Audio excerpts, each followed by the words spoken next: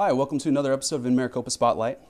Today we have Sheriff Mark Lamb. Welcome. Thank you. Thank you. So we're here to kind of talk about your election and at least let residents of Maricopa know a little bit about you. So could you give me a little bit of background? Yeah, I'm actually born and raised in Hawaii, but I grew up junior high and high school in Chandler, so I consider myself a Chandler boy. Background, I've been in business for a long time. In my 30s, I decided to go on a ride-along, and I was hooked after one ride-along. So I started my law enforcement career at Salt River Pima Maricopa Indian Community.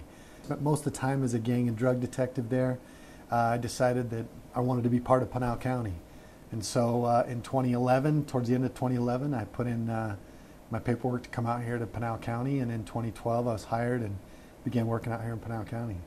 You yourself have some experience abroad doing some missionary work. Can you tell me a little bit about that? I do. Actually, my family moved to Panama when I was in high school, so I did spend a lot of time in Panama, but when I was 19, I also took an opportunity to serve a mission for my church, and was called to serve in the Buenos Aires West mission. And so I spent my time in Buenos Aires, Argentina. I am fluent in Spanish, from Panama and mainly from Argentina, and it's actually been quite helpful throughout life. So, tell me a little bit about the transition. You know, I think I anticipated most of what we've encountered so far, and I just want to make a note that Sheriff Babby was great in the transition. He was extremely helpful. Most of what we've encountered so far, there's a lot of budgeting, a lot of just meeting, talking with people, reestablishing relationships that weren't there, maybe improving relationships that were, but just were a little damaged. But the law enforcement background is what enables you to go into these meetings, and you know what we need in the sheriff's office and what the deputies and the detention officers and the employees of the sheriff's office need. And the business aspect helps you get to that point. What are some of the immediate changes you want to see kind of happen within the sheriff's office? I've said all along in the campaign, one of the biggest things that we needed to improve was morale.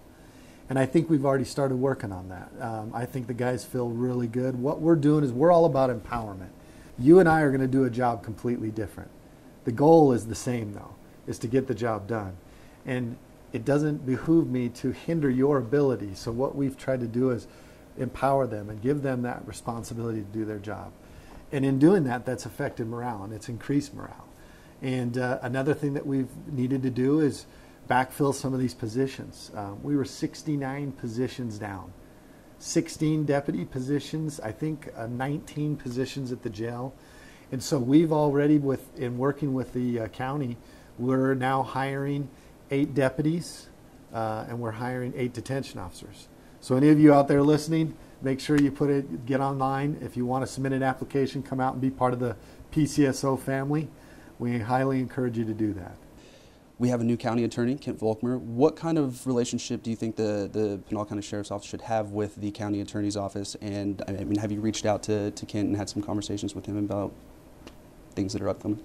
I was kind of a critic about this along the campaign trail, that I didn't believe that the sheriff and the county attorney should have such a tight relationship. We both expect each other to do our job well. I want the county attorney, and I will hold him responsible for his job, and likewise I expect to hold me responsible, and the sheriff's deputies and the detention officers responsible for doing our job.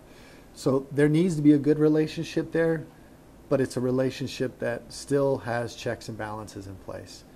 What is your opinion and your interpretation of reasonable suspicion, and how do your deputies sort of apply that to their everyday policing without sort of racial profiling?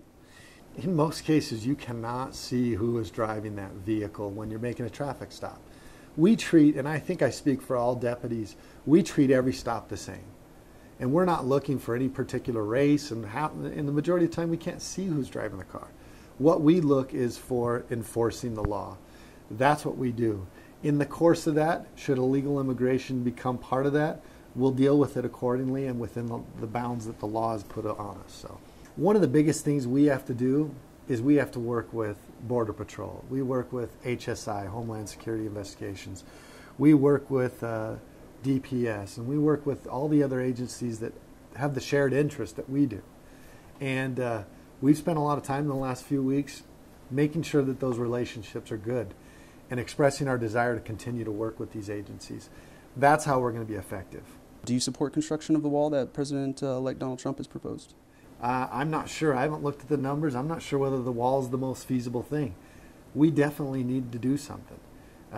We're at risk of having terrorists or different people come into this country, and we don't have a lot of checks in place down there. There are some issues with that. There are going to be some logistical issues. For example, going back to the Tohono Indian Reservation, I don't know what kind of logistical issues they will have due to the fact they're a sovereign nation of building that wall across their nation. I support whatever it can that helps protect the residents of Pinal County.